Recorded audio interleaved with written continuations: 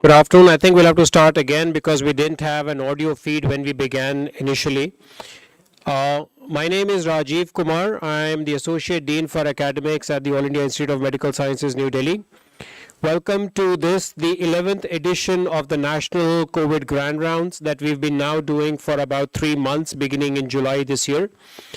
The grand round today, as in the previous rounds, would be moderated by Professor Randeep Guleria, the director of this institution. He'll be joining us shortly, and in order to keep to time, we've decided to start, and he will join us midway.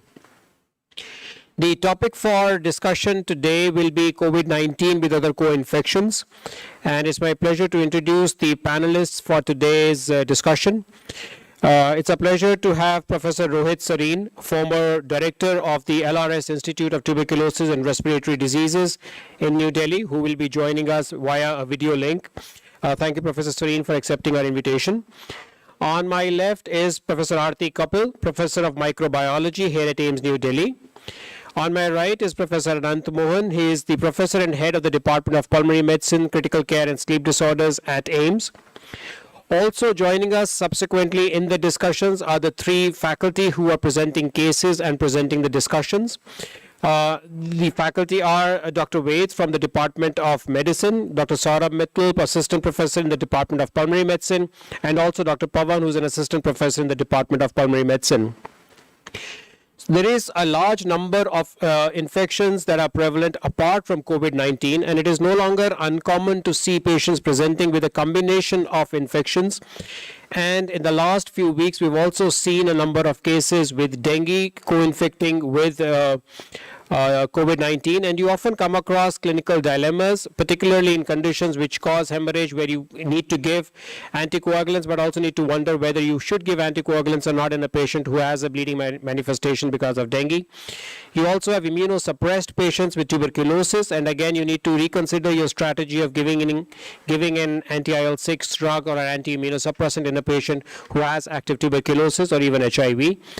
And therefore, the case scenarios that will be presented today will cover some of these co-infections, and in our discussion we will try and address these issues of where you probably end up in a dilemma of whether one strategy of intervention is better than the other. So to begin with, as we do in the other grand rounds, we will have three cases, and the first two cases will be presented by Dr. Saurabh Mittal, Assistant Professor in the Department of Pulmonary Medicine. So I request Dr. Saurabh to begin his presentation. Thank you. Thank you, sir.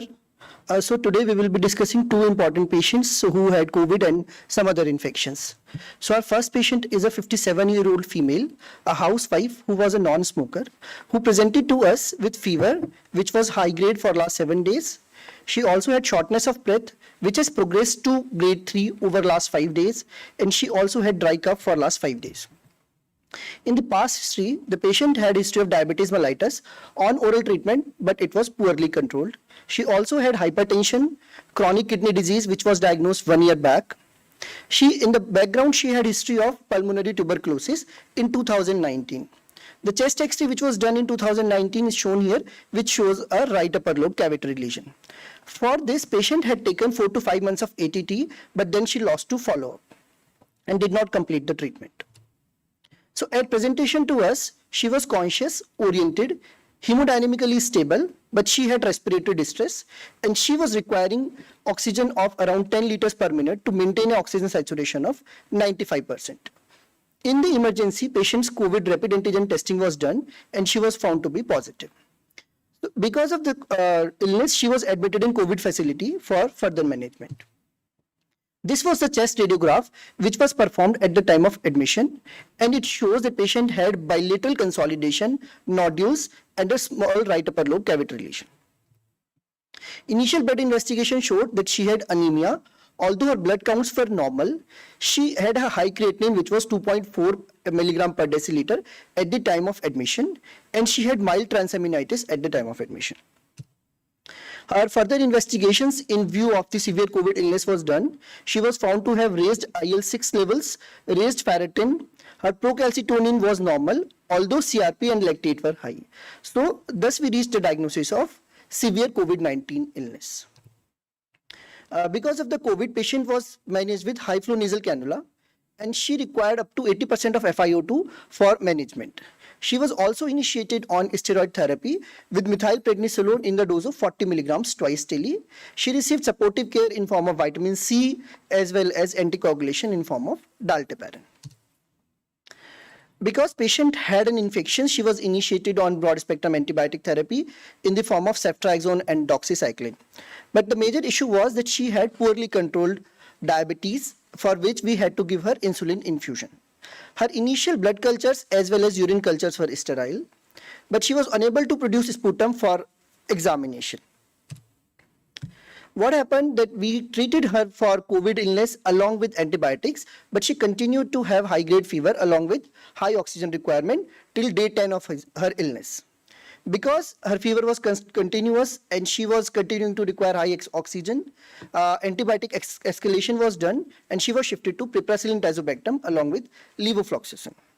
Because of the persistent fever, antifungal therapy was also initiated, and because of raised inflammatory markers, methylprednisolone dose was increased to 40 milligrams thrice a day. And she also received awake proning while she was receiving high FiO2 on high flow nasal cannula. She gradually improved with this therapy, but she continued to require 8 to 10 liters of oxygen, and her low-grade fever continued to persist. So because by the day 14, her oxygen requirement was still there, so steroids were being continued, we decided to go ahead with a CT scan of the chest to find out the cause of her fever and the shortness of breath. So the CT scan which was done at this point of time showed that she had bilateral lung nodules and consolidation. There were multiple areas of tree in bud appearance, multiple central lobular nodules, along with the right upper lobe cavity lesion, and a radiological diagnosis of tuberculosis was made. She was initiated on empirical anti-tubercular therapy because she was not able to produce any sputum for the examination. She was initiated with 4-drug conventional therapy of isoniazid, rifampicin, ethambutol, and pyrazinamide. In view of active tuberculosis, we planned to reduce the steroid therapy, but she had high oxygen requirement, so high doses of steroids were still continued. After around 15 days of her illness, she was transferred from a COVID facility to AIIMS isolation ward. Her oxygen requirement gradually reduced to 2 liters per minute, and after a total of 3 weeks, we started initiating the tapering of her steroid therapy. On day 20, she was able to produce some sputum, and we diagnosed her as MTB detected on GeneXpert examination. But another important thing was that she was found to have rifampicin resistance on GeneXpert examination.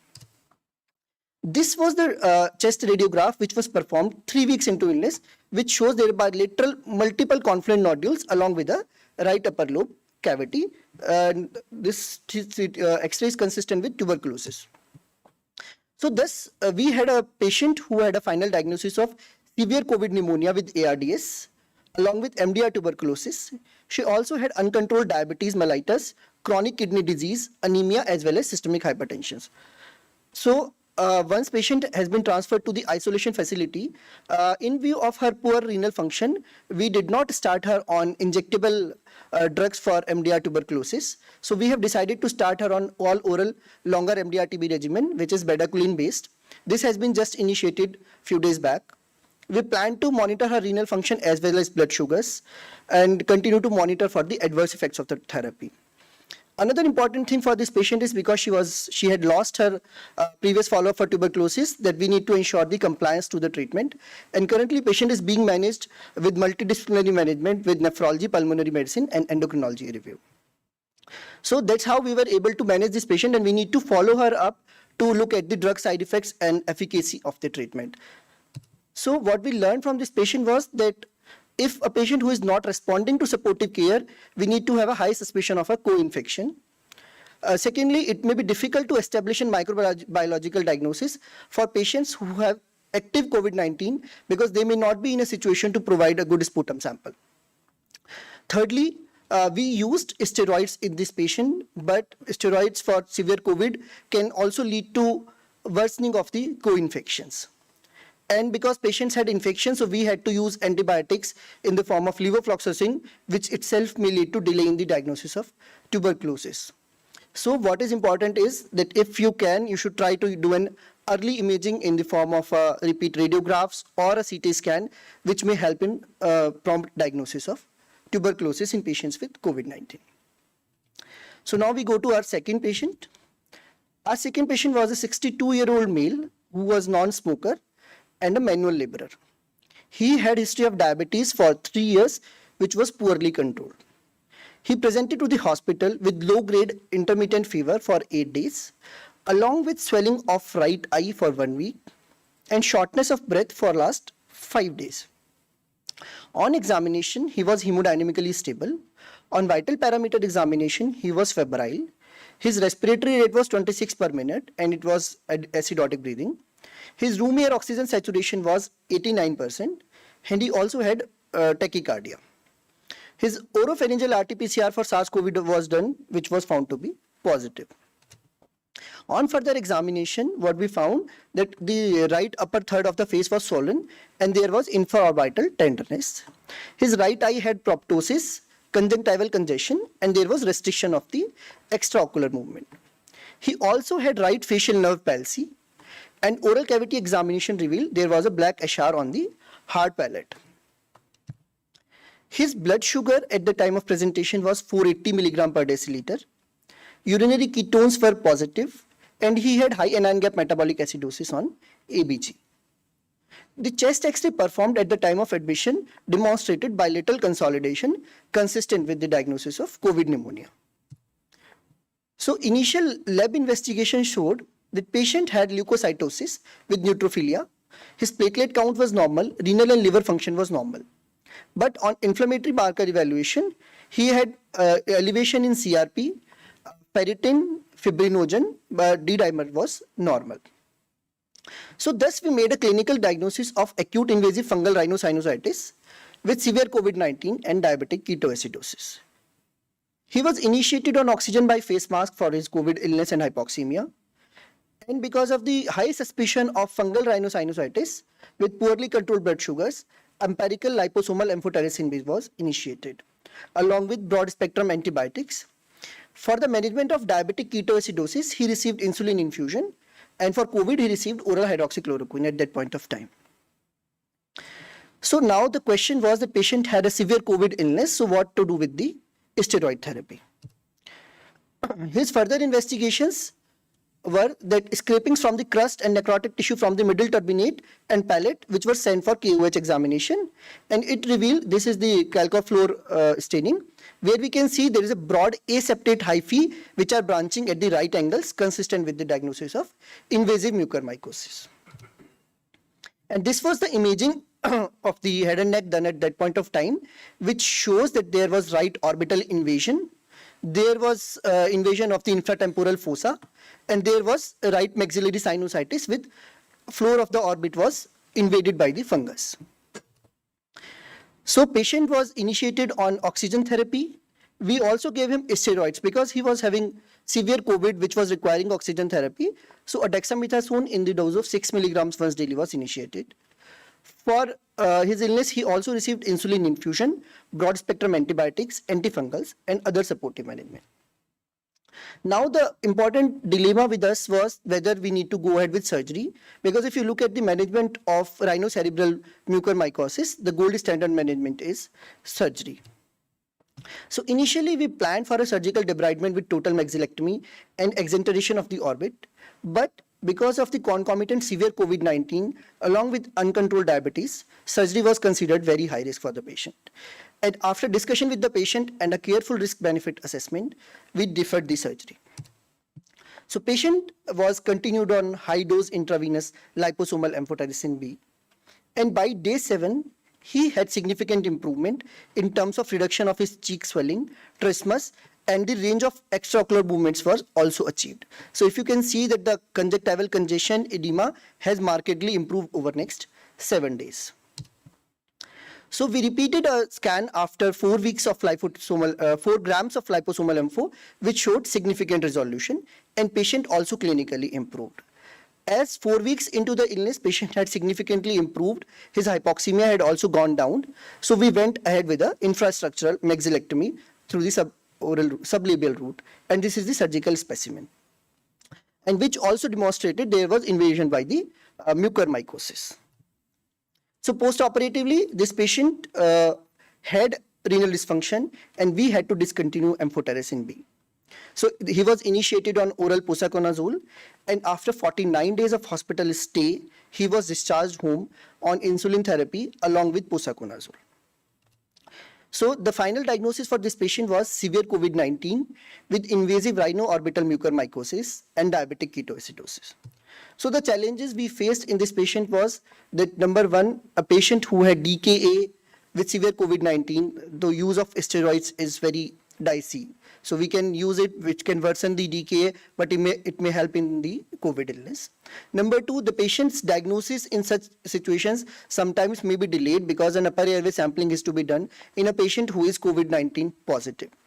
And thirdly, the decision for optimum timing for surgery is essential because surgery during active COVID is associated with higher morbidity and mortality.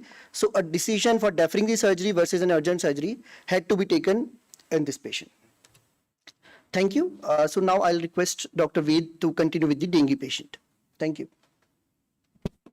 Thank you, Dr. Saurabh. So before we take questions on these cases, maybe I'll just have a very quick question before we ask Ved to continue with his presentation. This question has come up on our WhatsApp number. If Dr. Sareen is available on Skype.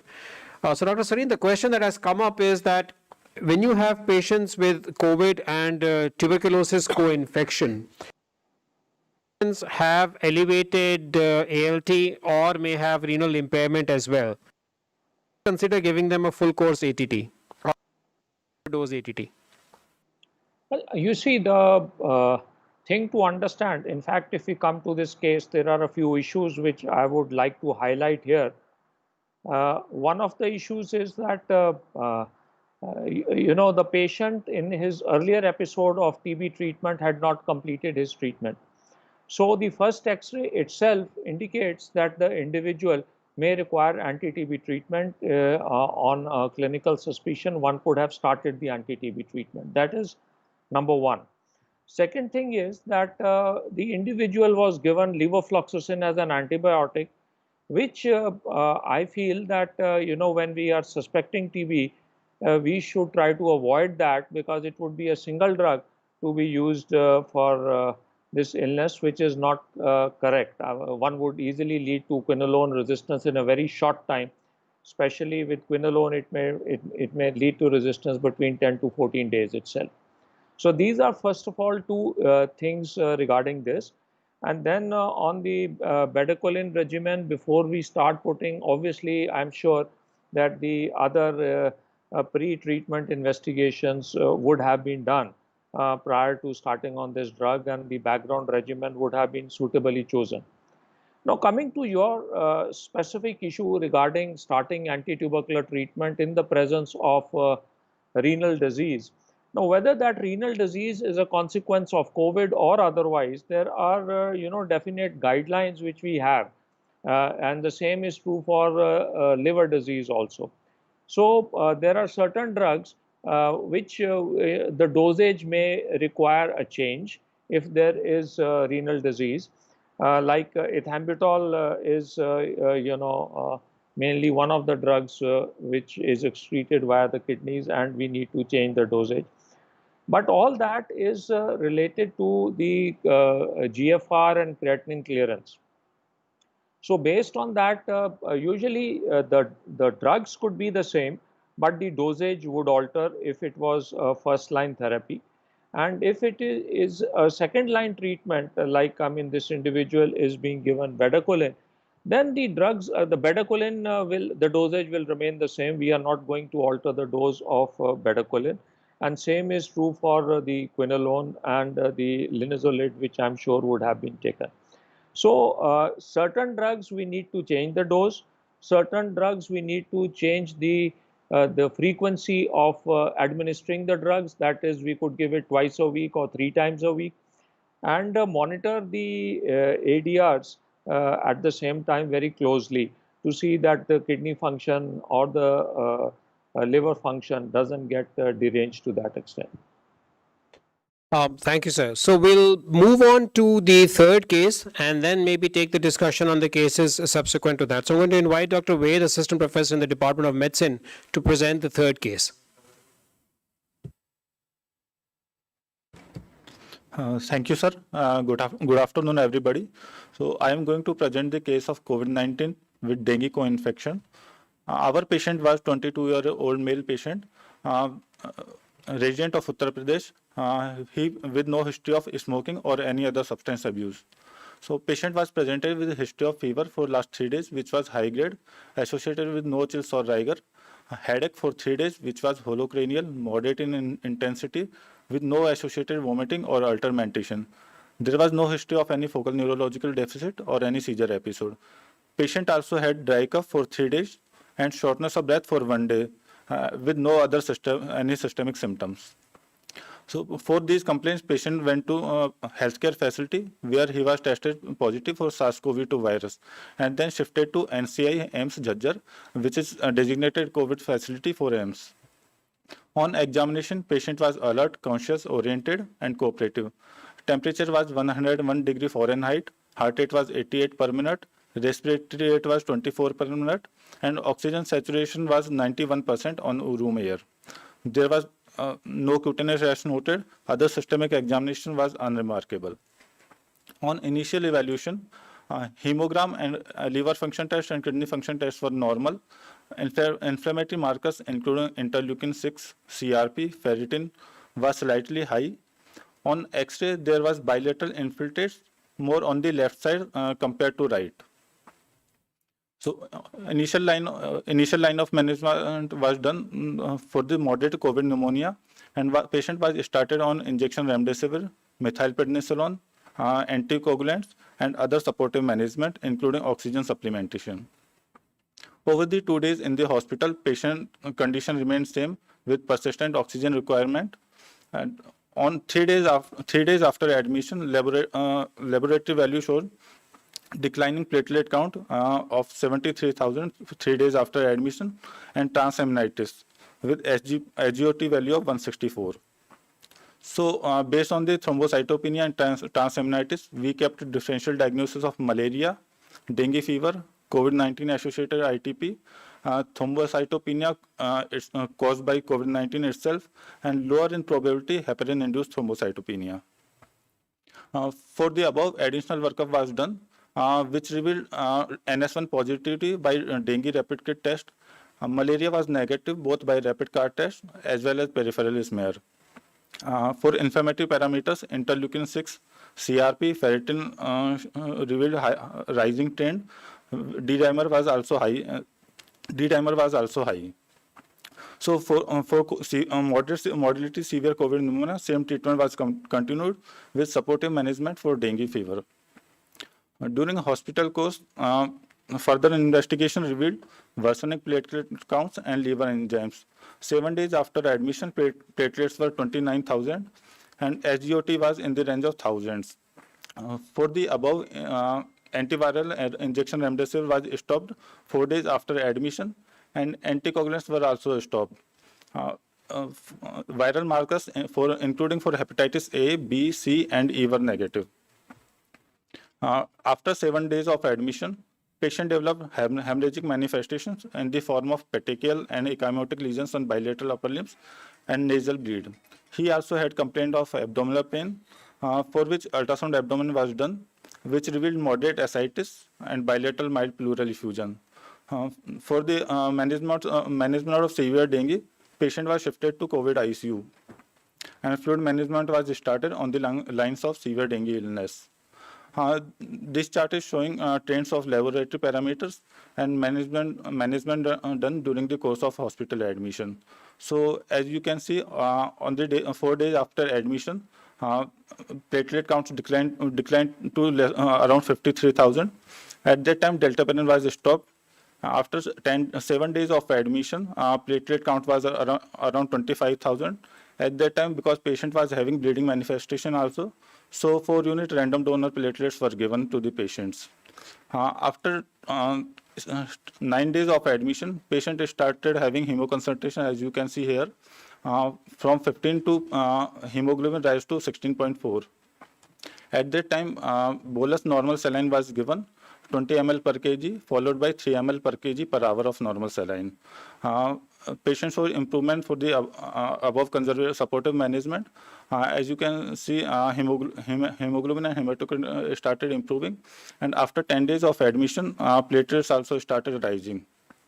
As you can see here also, there was transaminitis, SGOT rise in the range of above 3,000, and as already told, remdesivir was stopped after 4 days of admission in view of transaminitis.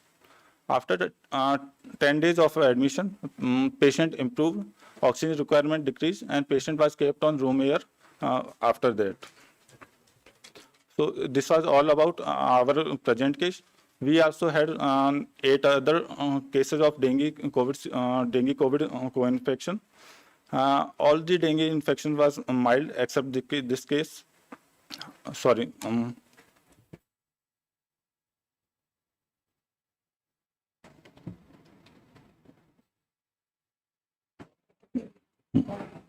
So out of 9 dengue COVID co-infection, 3 were having moderate, 3 were having moderate to severe dengue illness, and all the patients were mild except 1 patient for COVID infection. All the patients were successfully, all the patients were improved and successfully discharged. So what we learned from this case is dengue and COVID infection may have similar clinical and laboratory features. So we should have low threshold for testing dengue in COVID-19 and vice versa. Because anticoagulation is warranted in moderate and severe dengue, moderate and severe COVID-19, in view of thrombocytopenia, continuation of anticoagulation to be balanced with the risk of bleeding and thrombosis.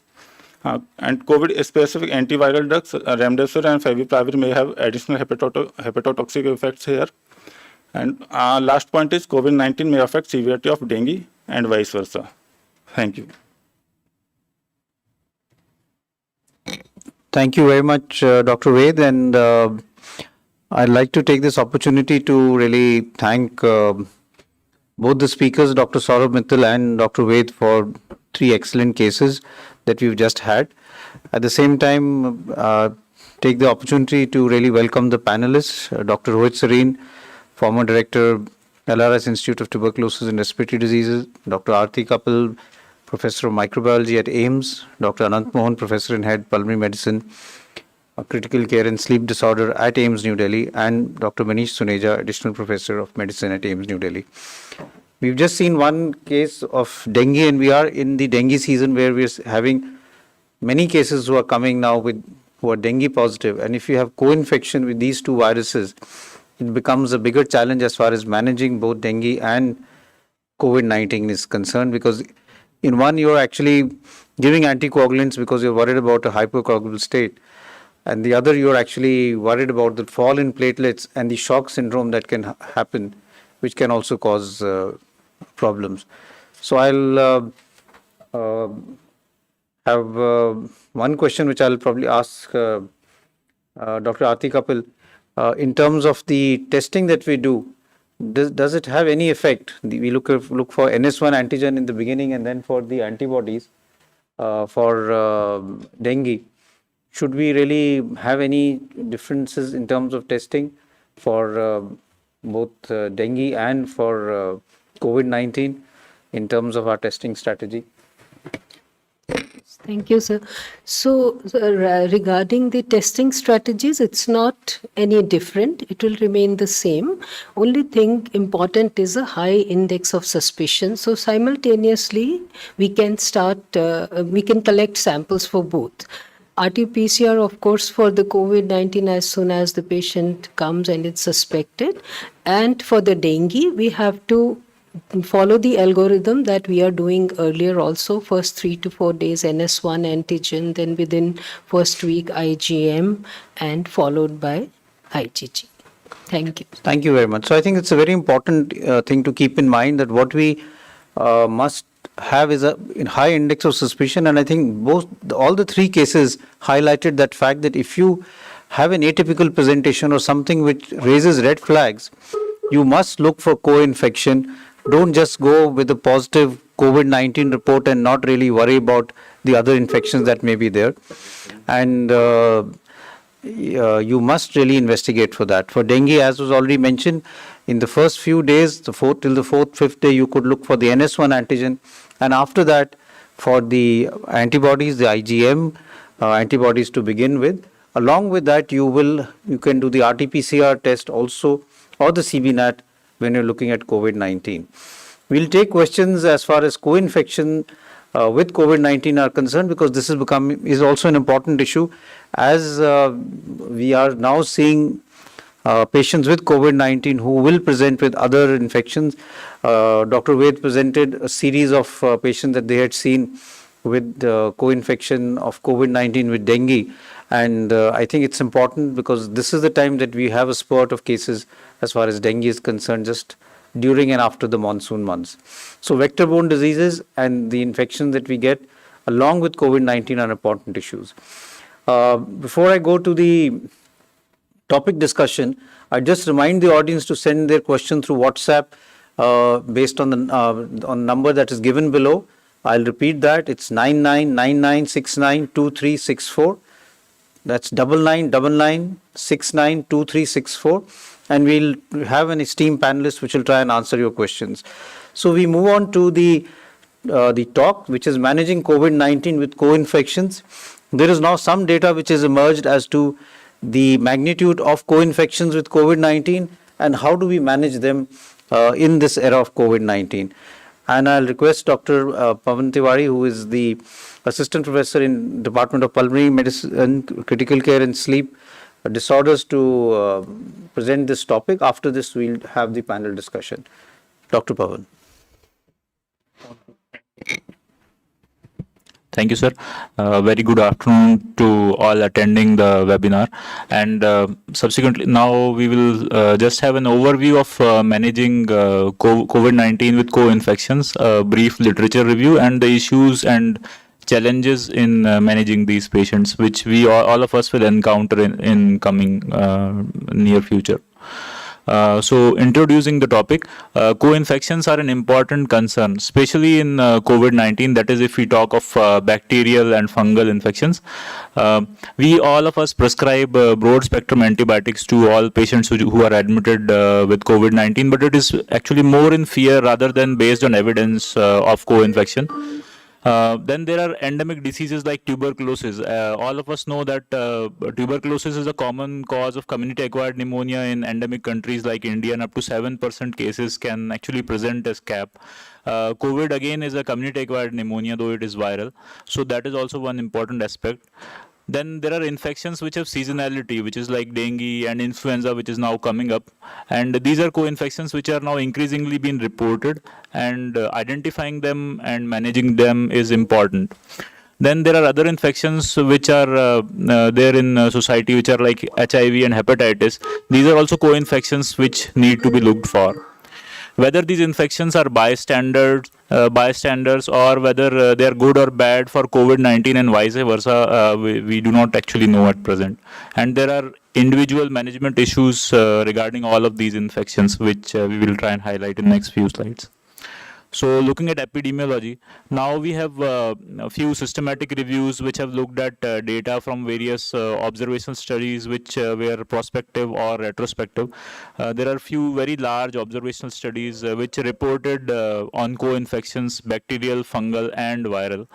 So this was a meta-analysis, systematic review which was done 1.5 months back. It included 30 studies, around 4,000 hospitalized COVID-19 patients, and in this they showed that around 7% had bacterial co-infection. And if we looked at the bacterial co-infection overall in admitted patients, it was 7%. But if you looked at it in a mixed population, that is overall patients who were admitted either in ICU or in wards, then it was only 4%. But if you looked at ones which were admitted in intensive care, then up to 14% had co-infections. The commonest bacteria were actually atypical organisms like Mycoplasma, and then followed by gram-negative bacilli. 3% had viral co-infections, in which RSV and influenza were the commonest. And there were three series which were comprising of around 50 to 100 patients each, which said that around 4 to 6% had fungal co-infections, which were Candida and Aspergillus. Looking at just highlighting the same epidemiology, if you look at it here, so the most common ones are like Mycoplasma and Chlamydia, so atypical organisms, followed by gram-negative organisms, and then a very limited amount have MRSA. We frequently see patients receiving MRSA cover in the form of teicoplanin or linezolid or vancomycin. The evidence for it actually is more of fear, which has come from the influenza pandemic that we had. But here, so far, we did not have so many cases of MRSA, particularly in COVID-19. Then looking at viruses, so most of this data is basically coming from multiplex PCR, which is done in casualty or emergency medicine in developed countries. So we look at the usual suspects, which are RSV, influenza, and rhinoviruses, which comprise around 10 to 15% of cases. But whether they are bystanders or they actually change the severity of illness is actually not known at present. Then there were small studies which actually looked at serologic data, and I am showing this because the respiratory viruses are already there. But around 20% of the patients, this study only had 67 patients, out of which 30 had co-infections. So a small study, but it highlights one of another important atypical organisms, that is Legionella, which was serology was found positive in 20% of the cases in this study. Subsequently, coming to other infections like HIV. So far, the data on HIV actually comes from only case reports and case series. So this was another systematic review done recently, and it had around 252 patients, out of which 80% were male. Most of the data is from Europe and America, and most of them were diagnosed HIV on antiretroviral therapy. Only 13% had a low CD4 count. But even in such subgroup which had reasonably controlled disease, there were around 33% patients had severe disease, and 16% required ICU admission, and there was 14% mortality. So probably this is a subgroup which has somewhat higher mortality as compared to general population getting COVID-19. The risk factors for mortality were again the same as for other COVID cases, that is male gender, a higher age, and multiple comorbidities like hypertension and diabetes. Another important aspect to highlight here is that 32% patients in one of the study had RT-PCR positivity for COVID till day 40 of illness, which highlights that these patients will probably remain for longer periods in hospital as regarding our discharge strategies, which require RT-PCR negativity before discharge.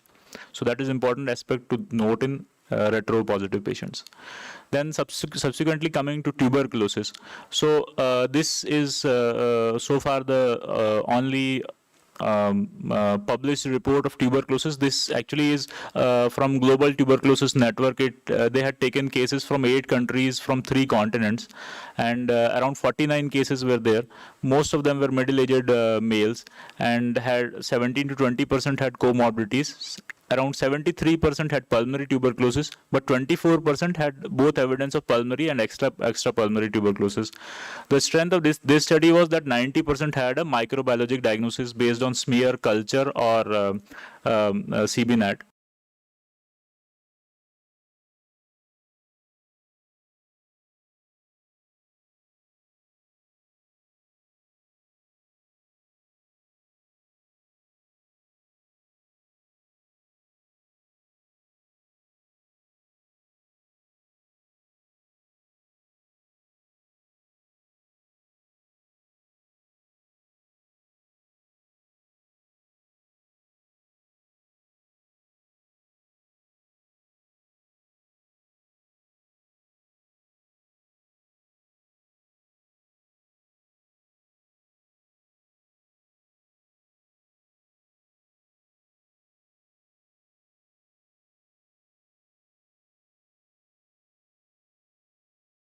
absolutely likely to see increasing surge in cases of dengue fever and COVID co-infections. Now, similarly, looking at data from French Guiana in 2020, we see that they had reported that there was increasing trend of increase in dengue cases reported week over week, along with increasing trend of COVID-19 that was reported week over week. So probably there is definitely a good chance that we'll be seeing these co-infections regularly now and in times to come in next few weeks and months. The important thing with dengue fever is that all of us know that up to 25% of dengue fever can actually have upper respiratory tract symptoms. On the other hand, we have significant proportion of COVID-19 patients that all of us have seen in our practice, which actually do not manifest with respiratory or predominantly respiratory symptoms. So they can have fever, malaise, and non-respiratory complaints as they're presenting complaints of COVID-19. So that actually complicates the diagnostics a little bit. The next important thing is that suppose somebody is diagnosed COVID-19, then they get home isolated or quarantined, and then they miss this important period of late first week, early second week, which is important for early diagnosis and treatment of dengue fever. That is when the immune-mediated complications related to dengue hemorrhagic fever start appearing. Another important thing is whether dengue fever preceding COVID is a friend or foe, because both are RNA viruses, and whether innate immune response to one of the virus will actually blunt the severity of the other virus, we do not know. There are reports that there is some cross-reactivity of antibodies between dengue and SARS-CoV-2, but there is no definite literature as of date. So that again may complicate diagnostics at some point in time. This is our preliminary data of the co-infections that we have come across. This is in first 4,200 patients. So we have around 32 patients who we have diagnosed during admission as having either extrapulmonary or pulmonary tuberculosis. Around 35 who were found to be having only latent tuberculosis on while they were being evaluated for TB. 27 who had retroviral disease being diagnosed when they were admitted actually for COVID. This was during active screening. 12 with hepatitis B. So far, we have treated and discharged around 11 patients with dengue fever. We have around 5 patients who were identified as having aspergillus on the basis of culture positivity or galactomannan positivity, and 2 of rhinoorbital mucormycosis, one of which Dr. Saurabh just presented. So the limitation of whatever data I have presented on co-infections till now is basically that this is not a part of any prospective protocolized workup for identification of co-infections. So the denominators are unclear whether they are all admitted in wards or in ICU or non-admitted patients. Then the other important thing is that as we know, co-infections have many important aspects to look for. That is like age, spectrum of severity of COVID-19, and which cohort we are looking at. That is, if patients are immunocompromised or having hematologic or solid organ malignancies, etc. This will actually change the percentage of patients who develop co-infections. And again, the modes of diagnosis are also important because there is logistic limitation on cytology or histopathology for diagnosis.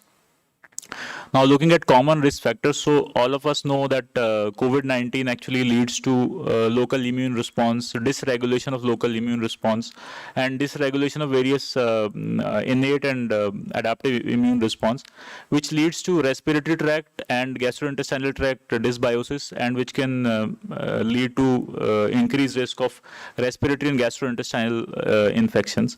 Also, there is immune suppression, altered immune response. This is related to the disease per se and the kind of drugs that we give, including steroids and immunosuppressants. So all of these lead to invasive fungal infections and can lead to reactivation of tuberculosis. The approach to diagnosis is very simple, that we should first have a high index of suspicion. Screening viral markers is what we have now started doing routinely in our admitted patients. We should keep a high index of suspicion for working up for seasonal infections in patients who are admitted, like dengue and malaria. Serologies for atypical organisms can be done when indicated. Now, as part of national guideline, we should work up for tuberculosis in all the patients who are admitted with COVID-19.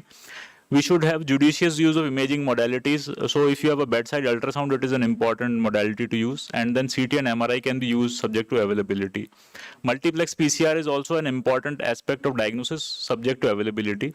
And then there are tests like galactomannan and respiratory secretions should be sent for cultures whenever patients are able to produce, or in those patients who are on invasive mechanical ventilation.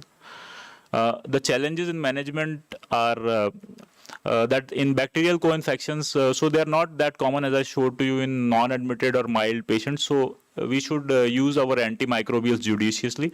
Atypical organisms are more common, as I showed to you. Most of them are basically chlamydia or mycoplasma or legionella, which are easily covered by macrolides or doxycycline. Then we should work up in admitted patients who are initiated on empiric antibiotics. We should try and work up and then narrow down our antibiotics using clinical markers, TLC, procalcitonin, and X-rays. And then it is important in patients who are admitted for prolonged periods with severe disease that bacterial infections are important causes of hospital-acquired and ventilator-associated pneumonia. So they should be diagnosed and treated as such. Looking at various recommendations for antimicrobial use, you can find basic emphasis is on diagnosis using your local epidemiology and susceptibility data, not using empiric antibiotics without any evidence just because of fear, and narrowing down the spectrum of antibiotics that we are using based on cultures and other investigations. So respiratory viral co-infections, so as I showed you the data, whether they are bystanders or whether they increase severity of COVID or whether COVID increases severity of other viral infections is actually not clear. Most of these, as I showed to you, are diagnosed in the emergency department. There is no definite therapy for most infections, but there is oseltamivir, which has been recommended in some guidelines when there is diagnosed influenza or high risk of influenza. Favipiravir is a drug which is now increasingly being used now for COVID, so that will cover for influenza. But in general, they should be treated on the lines of viral ARDS or COVID ARDS for that matter. HIV again can coexist with risk factors which predispose to severe disease. As I showed to you, there is reasonably high risk of severe infection and mortality in HIV. Plus, there is risk of co-infections, bacterial, fungal, and other opportunistic infections. Whether protease inhibitors, those patients who are on protease inhibitors prior to diagnosis COVID are whether it is protective or not, there is no clear-cut data. But these patients should be closely monitored for severe disease, also for presentations, atypical presentations, even in mild COVID. Then the other thing is that these patients will have prolonged RT-PCR positivity, so they will require prolonged hospitalization or isolation, depending upon local guidelines. COVID should be treated as per COVID severity, and ART should be initiated as per guidelines. Then looking at dengue fever, fluid therapy is an important aspect of treatment of dengue fever, but when we have moderate to severe COVID as a part of ARDS management protocol, we want actually restrictive or conservative fluid therapy. So we need to rationalize it on case-by-case basis and have a balanced approach. Another important thing is that dengue and severe COVID both have potential for thrombocytopenia.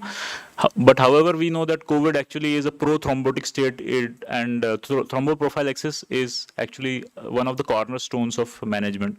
But here, when we have diagnosed dengue, we should monitor platelet count, we should do an individual risk-benefit analysis and initiate mechanical thromboprophylaxis when drugs are contraindicated. The other important thing is liver involvement. Though remdesivir in vitro has been shown to have some anti-flaviviral activity also, but it has a reasonable possibility of liver toxicity, elevation of liver enzymes. So that needs to be very closely monitored in patients who are diagnosed concomitantly with dengue. Probably an alternate antiviral might be convalescent plasma if remdesivir is contraindicated and a patient needs treatment for COVID-19. Steroids again are a double-edged sword here. They are not actually indicated, or WHO guidelines say that they are not to be given in patients with dengue. But here in COVID, we actually need to give them in moderate to severe disease and in treatment of cytokine storm. So that is again another dilemma that all of us will face. And then, like Dr. Ved showed to you, the inflammatory markers actually can just get elevated as a part of capillary leak syndrome in dengue hemorrhagic fever. So whether it is dengue or it is COVID-related cytokine release is again, it is going to need clinical judgment to decide. So most of it is basically balancing our treatment using clinical acumen and laboratory parameters, and in general the condition of the patient. Tuberculosis, as we all know, there is a national guideline to work up for tuberculosis in all patients with COVID-19. There are diagnostic issues like Dr. Saurabh showed. If there is no sputum or the patient has extrapulmonary tuberculosis, then patient with severe disease receive immunosuppression, high-dose steroids, and tocilizumab, all of which are known for flaring up of latent tuberculosis. We have had patients of miliary tuberculosis, ARDS, which is very difficult to then manage because the same presentation can be of COVID also. Then there are logistics of doing fine needle aspiration or biopsies in EPTB because of intervention and processing of samples, which has logistic issues. So we should suspect tuberculosis based on imaging and clinical findings, do early imaging, and try and do an early diagnosis and treatment. The other important issue is COVID per se can cause increase in liver enzymes, and then drugs used for COVID like remdesivir again can cause increase in liver enzymes, which can preclude standard ATT regimens. So that is another important management challenge. And then there is another issue of home isolation. When patients go home post-discharge, they might be isolated for another 7 or 10 days. So it can actually limit the efficacy or their reach of 2 dots therapy. So all of this has to be kept in mind for appropriate management of tuberculosis. Looking at fungal infections, we can actually, you can just think about both the diseases, that is severe COVID and fungal infections actually have common risk factors like diabetes, immunosuppression, and then per se in severe COVID, patients will be on multiple antimicrobials, will be immunosuppressed, have prolonged hospital stay. A lot of patients will have mechanical ventilation and inline catheters and IV lines, all of which predispose to fungal co-infections, especially Aspergillus and Candida. So all of that has to be kept in mind. Again, early diagnosis and management is required. Then issues in the management of fungal infections are that while I showed to you hardly 3 to 4% of ICU patients had diagnosed fungal disease, but a lot of them get antifungals, especially echinocandins in severe COVID. Again, more because of fear rather than actually clinical diagnosis. So it is important to use clinical, radiologic and microbiologic data to make a clear-cut diagnosis, to step down antimicrobials once we are able to narrow down the diagnosis or rule out fungal infection. Surgical management is dicey because there is data now on up to 50% patients with COVID-19 who undergo surgery have respiratory comorbidities and reasonably high mortality. So a risk-benefit analysis should be done. Acute kidney injury actually precludes giving conventional amphotericin, and then the liposomal amphotericin, voriconazole, and echinocandins have higher cost of therapy and may not be available for all patients. This was a study recently published in Lancet, which looked at mortality in patients who underwent surgery in COVID-19. So around 1,100 patients were looked at, and the total mortality was 24%. But important was that up to 50% had pulmonary complications post-surgery. So this is important. I'm showing you this data because this was one of the reasons which was considered while the patient with mucormycosis was deferred surgery and was managed initially with more of medical management. So to summarize, co-infections with respiratory viruses are being reported. Bacterial and fungal co-infections are important, especially in severe disease and in patients of intensive care unit, admitted in intensive care. Tuberculosis, we should always be on lookout for, as 7% of patients of tuberculosis can present as community-acquired pneumonia. We should screen our patients for infections like hepatitis B and HIV. Now that the season has come, we should look for dengue fever in suspect dengue fever and work up for it. It is important to have to be on lookout for these infections, and microbiologic diagnosis is important. We should use our antimicrobials judiciously, and as I showed you, there are challenges, individual challenges related to infection severity, including immune-mediated complications like in dengue fever and issues with surgical interventions, especially in invasive fungal disease. Thank you. Thank you, Pawan, for really comprehensively covering the topic and really providing us a very good insight into the co-infection that we are now seeing as far as along with COVID-19. We have a number of questions which have come through the WhatsApp, and I will start by asking Dr. Sareen the first question, which is a number of people have asked this, that since we're now saying that in all patients with COVID-19, we should also rule out tuberculosis, how would we diagnose TB if suspected? Because most of these patients have no sputum. And should all COVID-19 patients be evaluated for tuberculosis, or should we focus on a certain category if there is an atypical presentation? So, Dr. Sareen, over to you to answer these two questions. Thank you, Randeep. I think it's very important to understand that this particular concept, that why do we consider this bidirectional screening? We have recommended that all TB patients should be, investigated for COVID and vice versa also. Now, obviously, it is important to understand that wherever there is a high index of suspicion in COVID patients, only there one would do the test for tuberculosis. And chest X-ray in any case is required to be done. So whether the sputum is there or not. So I would say that the newer molecular diagnostic tools which have greater sensitivity and early diagnosis are the preferred option as compared to the conventional smear examination in COVID especially. So definitely we would like to do a test for tuberculosis wherever we feel that there is a high index of suspicion, and not in all and each and every case of COVID.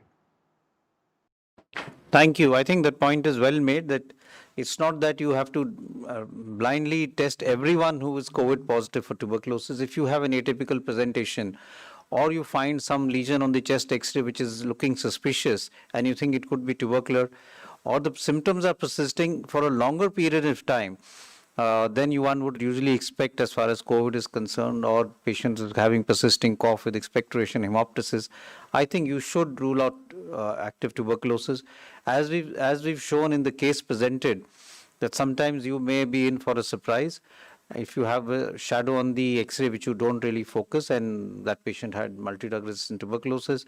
The other issue to remember is that very often these patients are on treatment, including biologicals, which can lead to reactivation of tuberculosis, or latent focus can become reactive because of the drugs that they get, which are known to lead to reactivation of tuberculosis. And we don't really test all of these patients for latent TB, and because of the acute severity of illness, the risk-benefit analysis usually goes in favor of giving these drugs, but they can lead to reactivation of an underlying focus and cause active tuberculosis. So I think it's important to keep that in mind. I have one question now for Dr. Aarti, which is basically, can we have an NS1 positivity which may be false, and can the COVID RT-PCR cross-react with dengue and chikungunya? So can you have a false report as far as NS1 is concerned, and with the COVID RT-PCR? There was some concern with the Vidal, I think, if I'm not mistaken. So as far as, so first and foremost, I would like to say there's very little literature available as yet. We don't have a large number of cases where we could analyze the sensitivity, specificity, and cross-reactivity. But because there are different group of viruses, for other respiratory coronaviruses, this possible to have some cross-reactivity in the IgM class of antibody, and that is also mostly dependent on the type of the kit that you have. So that is more important. NS1, there is no reason to believe should cross-react if you are doing a proper method of ELISA rather than a rapid test. So those have problems, otherwise it is all right. IgM antibodies are likely to have problems in all sorts of infections. So we have to be very careful in using IgM antibody as a method. Molecular methods are very sensitive and specific, and there should be no problem in the use of those methods. So I think maybe that has answered. Yes, thank you. I think you answered the question, and I hope it's become clear to everyone. I have one question for Dr. Manish Suneja, which is basically any contraindication for giving steroids in a patient who has both dengue and COVID-19. would you say that steroids should be given in a lower dose or should be avoided because of concomitant dengue infection? So it is important to understand how these patients will present. So as we know, dengue predominates. Manish, you can put the mic towards yourself. So dengue, the vast majority of patients are mild, so is COVID. So probably it is best compartmentalized. So what is the patient presenting with? So vast majority will present with both mild dengue, mild COVID. Nothing much is required there. And then there will be a group where one disease will be predominant. So it may be COVID, it may be dengue. So a group of patients in this group where the COVID is predominant and dengue, let's say, is mild, there are no warning signs. Then the management strategy that is there for COVID, that is use of steroids. So they should be used because the problem, the clinical status, the worsening that is being caused is being caused by COVID. The real problem arises when there is a severe patient who has both severe COVID and severe dengue. Now this proportion will be very small. But however, here also steroids have to be used as per in COVID management protocol. Previously also in dengue, steroids have been used. They have been tried as a treatment modality also. They have not shown any benefit, so they are not used. But as of now, in these co-infections, the use of steroids would have to follow that of COVID-19 management protocol. Thank you very much. I have one now question for Dr. Anant Mohan, which is basically that in a patient with COVID-19, when should you suspect a superadded bacterial pneumonia and based on what criteria clinically or radiologically, and what empirical treatment should you give? Okay, so the initial presentation, of course, we don't know. It may be once the diagnosis has been made, the cough and the dyspnea will be there. The most of the times the cough is dry. There is no expectoration in most of the patients of COVID initially. So if we start the standard, either on radiology we have something very typical of a bacterial kind of a pneumonia, a lobar consolidation localized to one particular lobe on one side. So that is entirely different. But more often than not, we have that dry cough, we have some sore throat, and we have those bilateral airspace consolidations, bilateral peripheral in the mid and lower zones, which is typical of COVID. But in spite of the normal management, conventional management of the next few days, suppose the patient is not improving, or suppose he deteriorates after initial improvement, that is the fever maybe goes down and then comes up again, or the sputum production starts, the typical purulent sputum, leukocytosis occurs, or one goes in or desaturation, a person after without any reason he starts desaturating, becomes hypoxic, and if we do an X-ray and we see a new patch somewhere, these are the pointers that he may be having a superadded bacterial pneumonia also on top of the initial one. So then one will have to manage accordingly. Whether or not we are able to get a microbiological diagnosis depends upon the situation at that point of time. If we are fine, otherwise then yes, the standard protocol of antibiotics, empirical antibiotics should be given. A combination of the beta-lactam, the amoxiclav that we give along with the macrolides would be probably a standard first choice, unless the patient is extremely critical, and then when we go in for the extended spectrum beta-lactamase and the cephalosporins and other injectables. Thank you. So I think as Dr. Anant Mohan has just pointed out, you need to really look at the case presentation and the radiological picture. We know that we have a classical radiological picture of COVID-19 in terms of the X-ray and CT, which shows these peripheral ground glass appearance, whereas a bacterial pneumonia presents more like a consolidation with air bronchogram. And if you have a person who has symptoms which worsen or there's leukocytosis, then you will have to give antibiotics depending upon the background of the patient, whether you want to cover for community-acquired pneumonia or the patient has a hospital-acquired infection, and then based on what the sensitivity pattern of the surveillance data tells you. I have now one question which is basically for Dr. Rohit Sareen, which is that if you are suspecting tuberculosis in a COVID-19 patient, what would be the radiological picture that you should look for which should raise the suspicion? And what sample can you take in such a situation if there is no sputum being produced? Thank you, Randeep. And I would say it's a very good question because these are common day problems that we face. And you see, radiologically speaking, tuberculosis shadows can mimic really any disease. In fact, sometimes we find that we are suspecting purely COVID on the basis of radiological picture, and we are surprised to see that the molecular diagnostics are positive for the disease, tuberculosis. So one should start suspecting primarily on the clinical grounds rather than rely entirely on a chest X-ray when we are talking of differentiating between the two, and two can also coexist. I mean, so that is to be kept in mind. Now, the other part is that what sample to be taken. The patient is not bringing out any sputum. So if the individual does not bring about sputum, you can only hedge on your clinical experience as well as on the radiological shadows, whether it is a plain chest X-ray or a CT scan.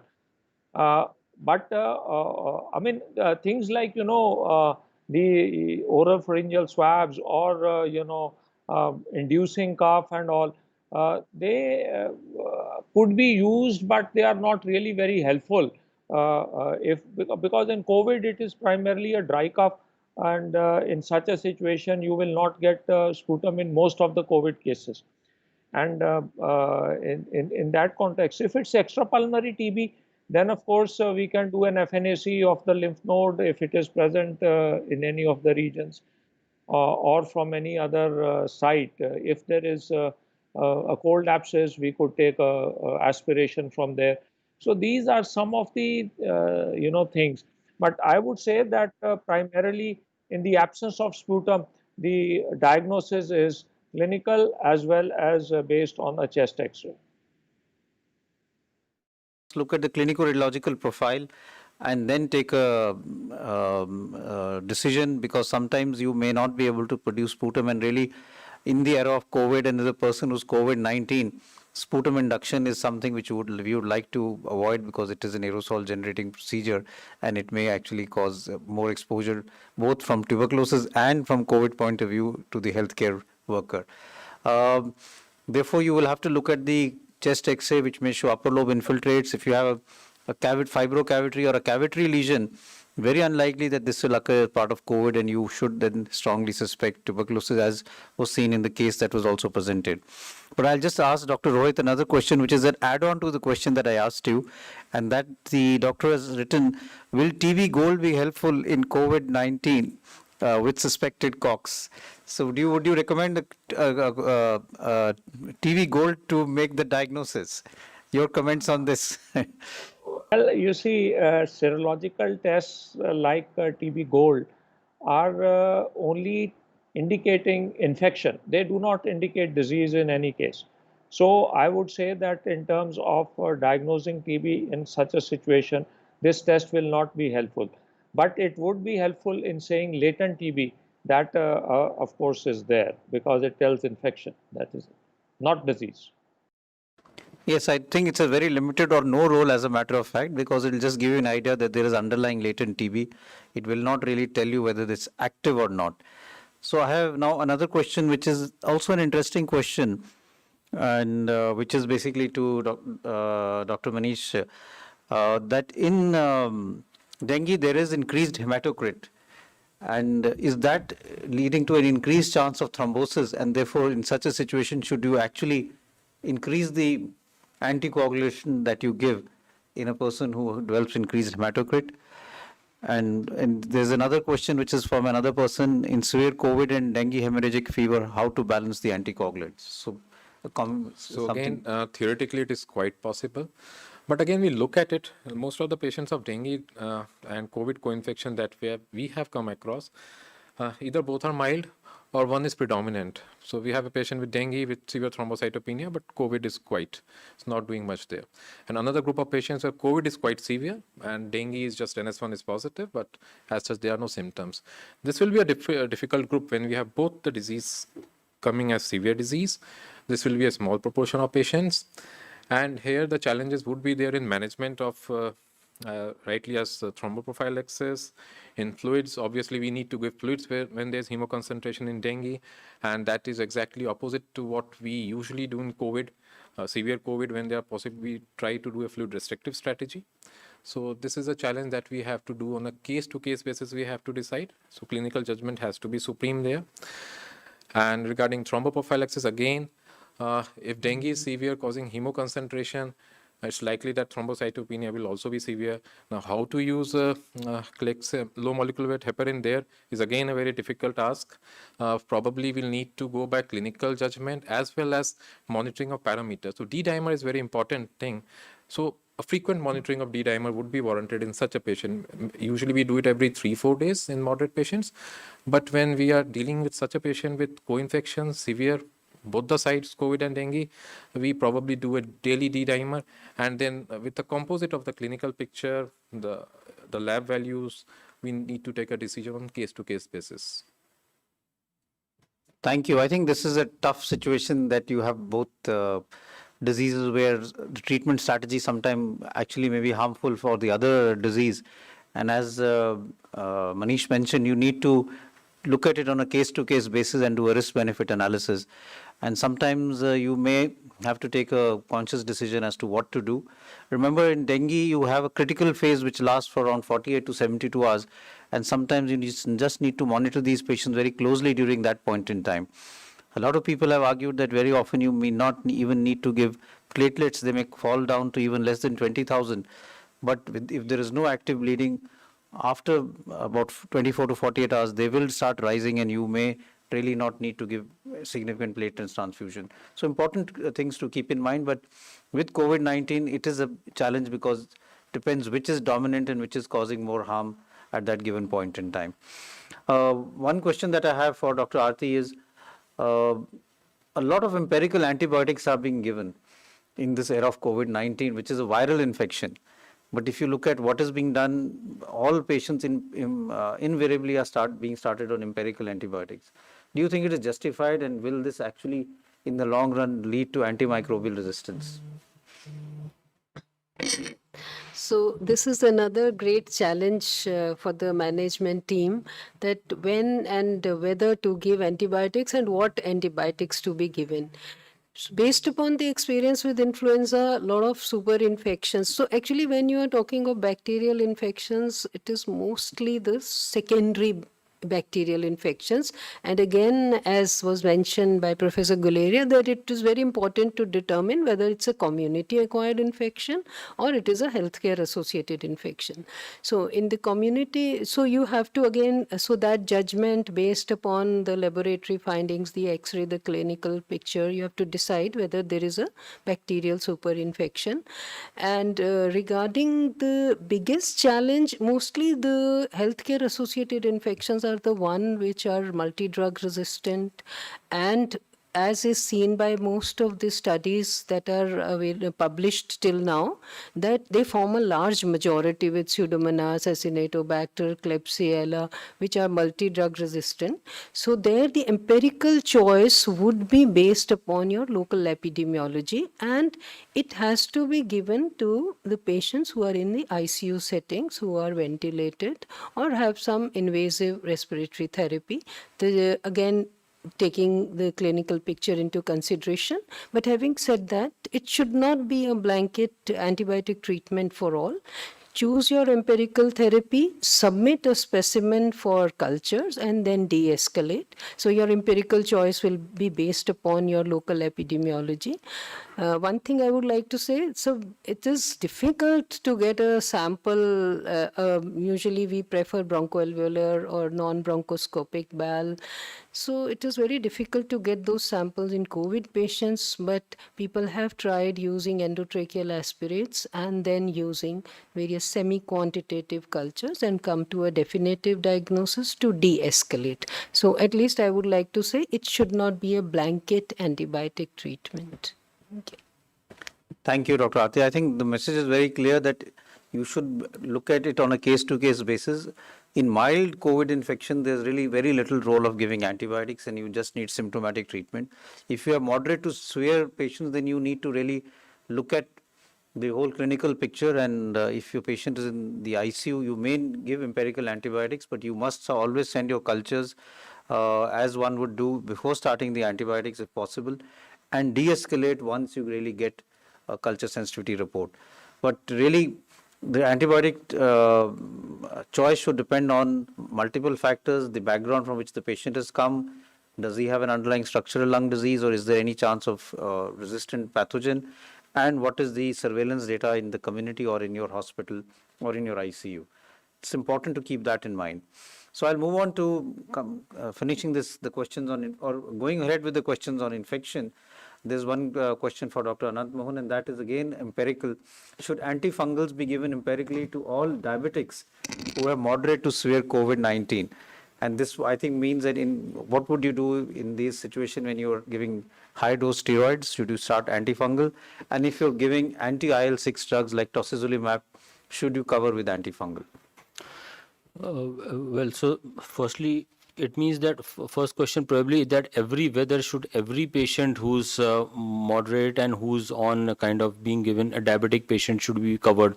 I don't think we really have adequate data for that, and I think that really may not be the way forward. Again, we are talking about not giving empirical antibiotics also blindly, so giving antifungals across the board again may not be the right way, unless so everything will have to be depending upon the clinical scenario of the patient.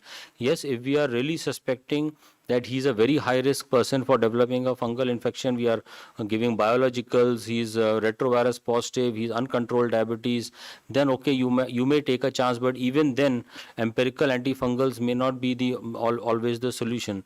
So I think one has to first treat the basic disease and try to treat the basic disease and control that as far as possible.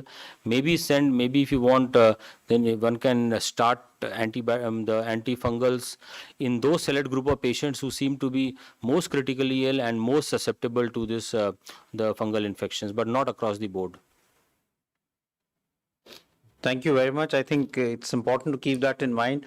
Like we mentioned about avoiding a lot of empirical use of antibiotics, that applies to antifungal also. I have now two questions which are basically for Dr. Rohit Sareen. One is basically a question which I'll just read out because this is from a doctor from Bangalore, and she says she has a female patient aged 22 years who was asymptomatic but turned out to be COVID positive and had history of weight loss since last 2 months, was tested for sputum AFB and was detected to be positive. I presume it is drug sensitive. Should she be treated for COVID along with anti-tubercular treatment, or would we say that this COVID is incidental and we really don't need to do anything as far as COVID is concerned? She was asymptomatic, COVID positive, had history of weight loss for 2 months and was then evaluated and sputum turned out to be positive. Is also, if I'll just ask that also, that why is there a high mortality being reported with TB, COVID, co-infection? And this was something which even Pawan showed in his presentation of the data which is emerging from other countries. So Dr. Sareen, over to you. Well, regarding the first question, you see, one of course is there, you'll have to start anti-tubercular treatment, and as Professor Guleria has said that we presume it is sensitive, so you will start on with 4 drugs as we would normally do. Now, regarding the treatment or any medication to be given for COVID, the individual is asymptomatic and you really don't need to do anything as far as this is concerned. However, you will have to monitor this patient closely, and you see, whenever there is comorbidity and whenever there is other respiratory infections along with COVID infection, the chances of progression of COVID disease as well as the primary disease are high. So we should not be complacent to the fact that, okay, the patient was asymptomatic as far as COVID is concerned. We should monitor the saturations, and we should look at the patient and accordingly manage. If the patient moves from, you see, mild to moderate, that has to be monitored very closely. And regarding the second question on mortality, yes, the mortality if TB and COVID coexist is high. It has been reported to be high in literature also. And even in the country context, when we examined, you see the COVID patients who had developed tuberculosis, the mortality in this group was also found to be much higher. And that was one of the factors which really prompted us to, do this COVID and TB, cross testing and all that. Because if we miss on certain things like tuberculosis, which is curable, we may unnecessarily add to the mortality in COVID. So I would say that yes, both of them in terms of severity will be related and may lead to mortality.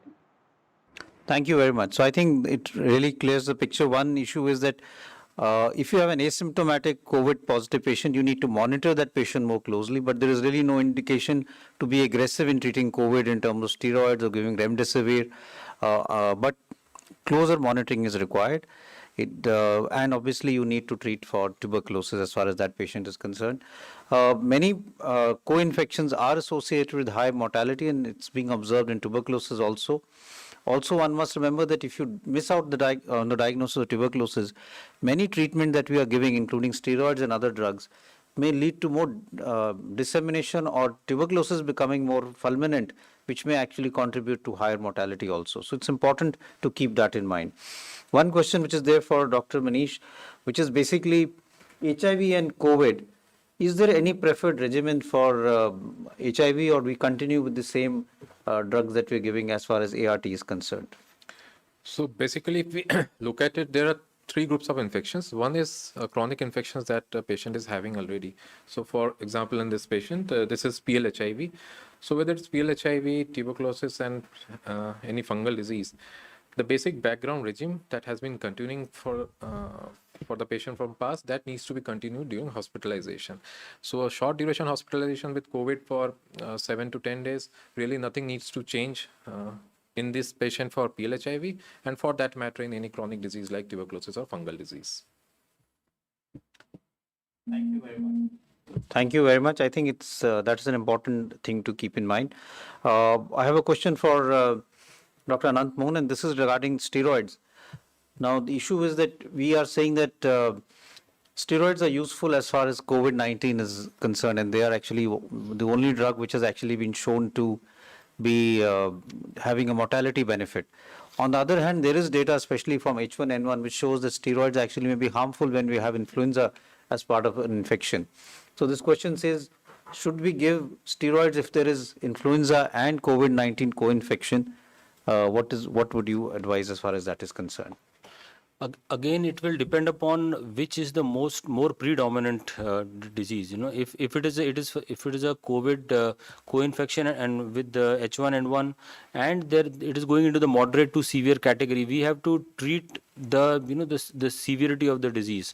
So that infection which is moderately severe, then one has to give a short course of steroids, because our ultimate aim is first to prevent the inflammatory storm, prevent the cytokine storm, and get him back. So, and then I think we can tackle whatever, if there are any repercussions or anything, any complication, then I think one can handle in that situation. Again, every patient with co-infection with H1N1 and COVID does not require steroids at all. Again, it has to be, so we follow the same guidelines as we do in general. A moderately severe patient who requires it, then he gets it, and in the meantime, we monitor for any complication and treat accordingly. Fair enough, yes. So this is basically what was influenza ARDS. So if you have ARDS, which is basically either COVID related or influenza related, I would say that if you have co-infection, you would probably benefit by giving steroids at this point in time, because COVID is likely to cause a more severe reaction, but you will have to look at it on a case-to-case basis. So continuing with the influenza story, Dr. Aarti, there's a question which says, COVID and influenza co-infection, how will you diagnose this simultaneously? Can you do it in a single swab? And a question which I can then ask Dr. Anant is there a role for empiric treatment in such a situation? And as was mentioned, then should we give favipiravir, which will cover for both, or should we add oseltamivir, which is Tamiflu? So, sir, one swab can be used to detect all viruses, but the method that you need is a little expensive. These are the ones which use syndromic approach, and you can test a number of viruses in one sample. Otherwise, we'll have to do 2 PCR reactions and have a specific test kit for each virus. So I think this is the time to have our laboratory services strengthened to do these multiplexing at the same time with the same sample to understand the epidemiology as well as in the management. So it is possible but expensive at present. Yes, I think it is possible. You can do a panel and, like was mentioned, a multiplex testing, but most hospitals and centers are not doing it because of the cost. Otherwise, you can do a whole panel looking for fungal infections. Treatment. Treatment, yeah, if it is confirmed, if H1N1 is confirmed, then the standard oseltamivir, the Tamiflu that we have can be prescribed. And then if there is anything from the other side, the COVID part, if there is any specific management for that, which is most often than not the anti-inflammatory, then that can be continued. So in fact, across the country, I would say already Tamiflu is being used quite a bit, even empirically, even when in some patients who are not responding, or if there is some other rhinitis or some other feature, so it is being used. But if we are confirming it, then we can add it on. Okay, thank you very much. It's always going to be a challenge when it comes to this.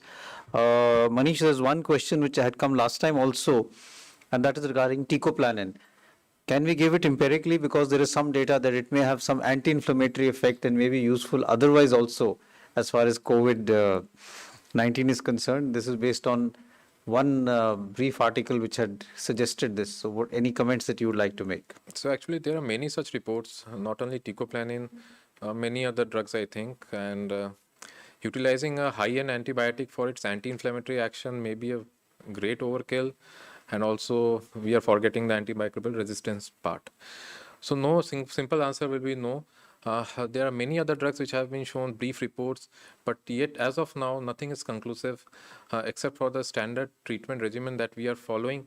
We won't be using such antibiotics for any anti-inflammatory action thereof, anything like that. Thank you very much. One question that I have, and we're now really reaching the last part of our grand round, because so this is a question to Dr. Rohit Sareen. This is basically, how do I differentiate between miliary TB ARDS and COVID ARDS? Is there any way to differentiate between the two? It is, you see, as I say that a lot depends on the clinical picture, and a more acute onset of the illness goes more in favor of COVID. A more chronic disease process which has been there for a couple of weeks or months and ultimately leading on to ARDS goes more in favor of tuberculosis. So our clinical judgment is of paramount importance whenever we are talking of miliary shadows. The other thing is that yes, if we have samples available, then they can be tested for COVID as well as being tested for TB, and as I've said that both of them could coexist also. So in terms of the management strategy, one will have to look case to case. In case it is only TB, then obviously we will have to treat for that. If it is only COVID, we'll have to manage it. But definitely we'll have to manage the ARDS component of it, which we will usually do in the ICU setting. And that is all I can offer. But you see, when we are talking of radiological appearances, there is really nothing which we can say for TB that, okay, this is going to be sacrosanct TB. And whenever we are talking of biliary shadows, there could be many other things there. I think it's going to be difficult, and your focus should be that if you have a high index of suspicion and if the person has ARDS, he's intubated, you must work on getting a good sample. So you may do a bronchoscopy or a lavage and try and get a good sample to really confirm the diagnosis of tuberculosis, and if the suspicion is very strong based on clinical radiological ground, as we've said, you may even consider empirical treatment. One final question for Dr. Manish, which is interesting. Two questions, as a matter of fact. One is, of course, your experience in combating superadded MDR infection in the ICU, especially when these patients are on steroids and tocilizumab. How frequently are we seeing MDR and fungal infection in severe COVID who are on steroids and tocilizumab? And in terms of steroids, any use of giving deflazacort? So, in terms of secondary infections, severe COVID, admitted in ICU, ventilated, and the frequency of secondary infections, MDR organisms, what we find till now, it's quite similar to what we get in our ICU, that is non-COVID ICU that we always used to have. The organisms are also similar. The resistance profile is similar as far as MDR bacteria are concerned. So we follow the same strategy. Only when we have the reports, we would like to escalate the antibiotics to cover for that as per sensitivity pattern. For fungal, one really needs to be aware of the local environmental factors, the local epidemiologies. For example, for our we usually see invasive pulmonary aspergillosis in someone around median 7 to 8 days after intubation. So wherever we get it around that time. So rather than empirical antifungal, we would like to be more vigilant around this time point, around a week of illness. We would like to send the investigations, galactomannan, your minibal or some tracheal aspirate investigations. So we'll be vigilant and be sending for these investigations at this point in time, around 1 week of illness. Also, we will look for blood candida infections. And also important, yes, these patients have lymphopenia.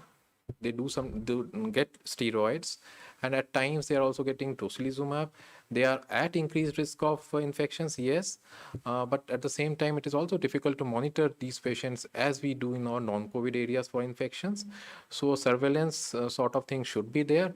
And in our experience, I think the rate of infections are quite similar to what we get in a non-COVID ICU. Okay, thank you very much. I think you need to really evaluate these patients. If you are aggressive and your treatment strategy is good, it's not that you will have a very high chance of opportunistic infection occurring in these individuals. We've run out of time. There are other questions which we'll try and take by sending a reply through the WhatsApp messages.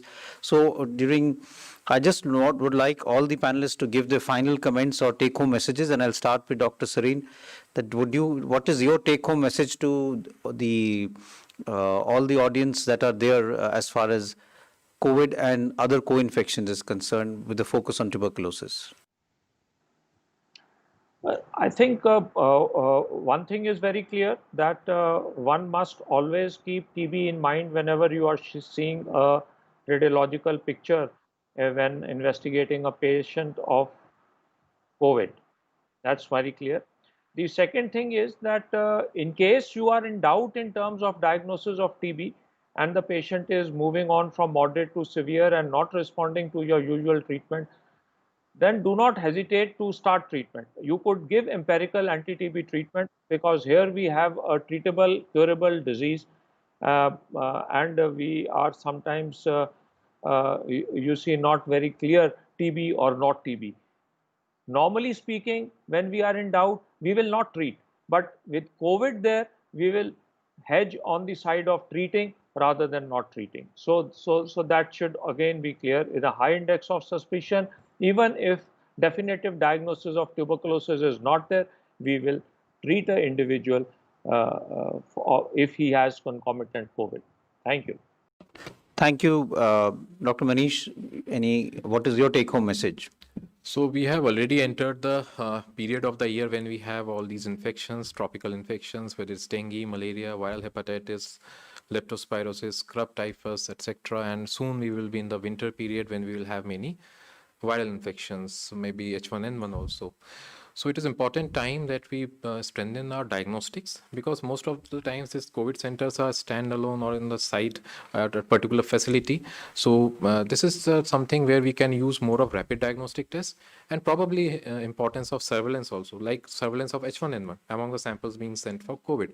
That will give us a good idea whether to use something like oseltamivir empirically. If there's, let's say for example, if we are getting some H1N1 in our hospital samples which we are sending for COVID, if H1N1 is positive, we would like to give oseltamivir as a group to all our patients in that time period. So it's important to have a very strong diagnostics and keep our index of suspicion very high. Thank you. Thank you very much. Dr. Aarti Kapil, your take-home message. So again, extension of what Dr. Manish has said, please include specific diagnosis, laboratory diagnosis in your management protocols when you are preparing one. Try to have more cultures, so encourage testing, and which will depend upon the prevalent, whatever is the endemic infection. So you will have some community co-infections, you will have all healthcare associated infections. So please add all the specific laboratory tests in your management algorithms, and do not give empirical antibiotic as a blanket. Thank you. Yeah, I think the last part is very important. Dr. Anand Mohan, your take-home message. Same as other colleagues, that we are now 7-8 months into the pandemic now, and gradually regarding the basic coronavirus, we are having a bit of experience in management. But at the same time, one should be aware that if we find a person who is not responding the way he should, or if after initial improvement there is deterioration, unexplained problems, something unexplained is coming up, then we should quickly kind of switch our minds away from COVID and try to look at other things also. And especially if a person has comorbidities which may predispose him to other commoner infections that are already prevalent in our area, then I think we should be even more vigilant and start investigating upfront also, so that we don't miss anything and we are able to pick it up early and treat early.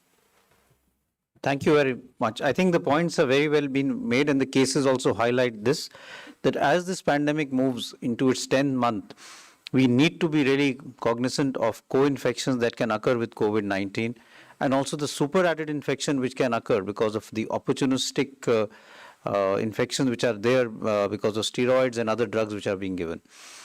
Remember, very often in such cases, COVID can also be an asymptomatic bystander, in terms of that it is just diagnosed because of the pandemic that you're doing more testing, but patient may be asymptomatic, as was the case presented by the doctor from Bangalore, that the person was having weight loss for more than 2 months, other symptoms were going on for a longer period of time, and was then incidentally investigated and diagnosed to be COVID positive, but was asymptomatic. So keep that in mind. You must have a low index of suspicion, and especially if the presentation is atypical, doesn't fit into classic COVID presentation, and you must test upfront. So challenges are in the diagnosis and then subsequent the treatment, especially as we mentioned in dengue. But test upfront if you find that there could be some other cause of the clinical presentation that the patient has, which doesn't fit into a classical COVID profile, or it doesn't behave as a COVID positive patient. This is the basic messages that I think we wanted to give. And of course, the more important message is that when we have not to use a lot of empirical antibiotics and antifungal, because that itself can also lead to antimicrobial resistance, which can cause more harm than good in the long run. So I'd like to take this opportunity to thank all the panelists. Dr. Rohit Sareen, who's the former director of LRS Institute of Tuberculosis and Respiratory Diseases. Thank you very much for coming on board and answering questions on tuberculosis and COVID-19. Dr. Aarti Kapil, Professor of Microbiology at AIIMS New Delhi. Dr. Anant Mohan, Professor and Head Pulmonary Critical Care and Sleep Medicine, and Dr. Manish Suneja, Additional Professor of Medicine at the All Institute of Medical Sciences. Thank you all, and I'd also like to thank our case presenters, Dr. Ved from Medicine, Dr. Saurabh, and Dr. Pavan, who presented excellent cases. I think they were really cases which really had a strong message, and Dr. Pavan really covered the topic of COVID-19 with co-infection very, very well. So thank you very much, and we hope to see you again next time with another topic in the COVID grand rounds that the All India Institute of Medical Sciences, New Delhi holds along with Niti Aayog. Thank you and see you next time.